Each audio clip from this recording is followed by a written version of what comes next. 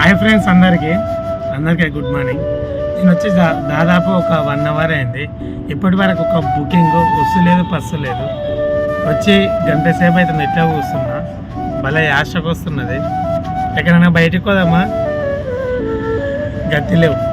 ఎందుకంటే ఇంట్లో రెంట్ కట్టాలి, బండి మెయింటెనెన్స్, ఆటో, ఇంట్లో సంసారం షానుంటా చెప్పుకోవడానికి ఏం లేవు.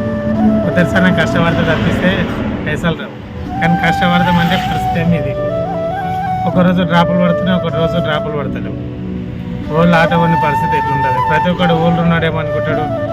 వీడు పోయి నువ్వు ఆటో నడిపిస్తున్నాడు, సొంత ఆటో ఉన్నది హైదరాబాద్లో, రోజు 2000 చేస్తాడు, 3000 చేస్తాడు.